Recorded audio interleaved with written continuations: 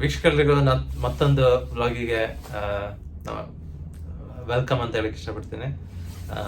ನಿಮ್ಗೆ ಗೊತ್ತಿರೋ ಹಾಗೆ ನಾನು ನನ್ನ ವೈಫ್ ಜೊತೆ ಇಲ್ಲಿದ್ದೇನೆ. ಸೊ ಇವತ್ತಿನ ದಿನ ನಾವು ಸ್ಕೀ ಆಡಕ್ ಹೋಗ್ತಾ ಇದೀವಿ, ಮೇಲೆ ಹೋಗ್ತಾ ಇದೀವಿ. ನೀವು ನೋಡ್ಬೋದು, ನಾವೀಗ ಕೇಬಲ್ ಕಾರ್ ಒಳಗಿದ್ದೀವಿ. ಸೊ ಹಿಂದೆ ನೀವು ಊರು ಕಾಣಿಸ್ತಾ ಇದೆ ಅಂತ ಅನ್ಸುತ್ತೆ, ಸಾಂಜೋರ್ವೆ ಅಂತ ಹೇಳೋ ಊರು. ಫ್ರೆಂಚ್ ಆಲ್ಸ್ ಏನ್ ಪ್ರದೇಶ ಏನಿದೆ ಅಲ್ಲಿರುವಂತ ಊರಿದು. ಸೊ ಅಲ್ಲಿಂದ ಒಂದು ಬೆಟ್ಟದ ಮೇಲೆ ಹೋಗ್ತಾ ಇದೀವಿ. Do you know the name of the mountain, by the way? No. Okay. So I think we're going towards Lebitex. Lebitex, that's the name of what? I'm sure. So ಅಲ್ಲಿಗೆ ಹೋಗ್ತಾ ಇದೀವಿ ನಾವೀಗ ಸ್ಕೀ ಆಡಕ್ಕೆ.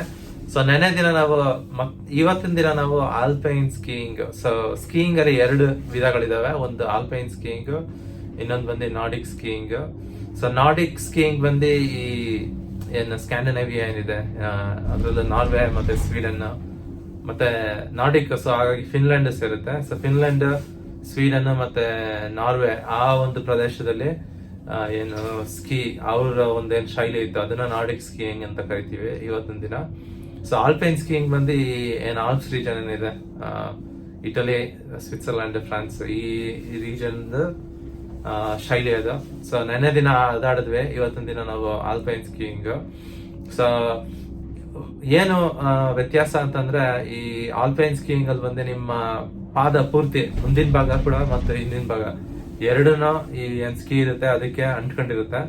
ಬಟ್ ನಾರ್ಡಿಕ್ ಸ್ಕೀಯಿಂಗ್ ಅಲ್ಲಿ ಬಂದು ಬರೀ ನಿಮ್ಮ ಮುಂದಿನ ಭಾಗ ಅಷ್ಟೇ, ಏನ್ ಬೆರಳುಗಳೇನಿದಾವೆ ಅದು ಮಾತ್ರ ಸ್ಕೀಗೆ ಅಂಟ್ಕೊಂಡಿರುತ್ತೆ. ಬೇರೆ ಏನು ಈ ಹಿಂದಿನ ಭಾಗ ಏನಿದೆ ಅದು ಅಂಟ್ಕೊಂಡಿರೋದಿಲ್ಲ. ಸೊ ಆ ರೀತಿಯ ಒಂದು ತುಂಬಾನೇ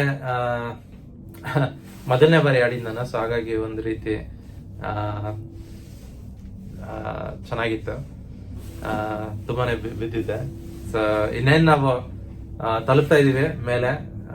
ಸೊ ಈ ಒಂದು ನಾರ್ಡಿಕ್ ಸ್ಕೀಯಿಂಗ್ ಮತ್ತೆ ಆಲ್ಪೈನ್ ಸ್ಕೀಯಿಂಗ್ ಬಗ್ಗೆ ಮಾತಾಡಕ್ಕೆ ಇಷ್ಟಪಟ್ಟು ಈ ಒಂದು ಲಾಗ್ ನಾವು ಮಾಡಿದೆ. ನೀವೇನಾದ್ರೂ ಈ ಒಂದು ರೀಜನ್ಗೆ ಬಂದ್ರೆ ಖಂಡಿತ 2 ರೀತಿಯ ಒಂದು ಶೈಲಿನೂ ಕೂಡ ಎಕ್ಸ್ಪೀರಿಯನ್ಸ್ ಮಾಡಿ ನೋಡಿ ಅಂತ ಹೇಳ್ತಾ ಈ ಒಂದು ವಿಡಿಯೋನ ಮುಗಿಸಕ್ಕೆ ಇಷ್ಟಪಡ್ತೀನಿ.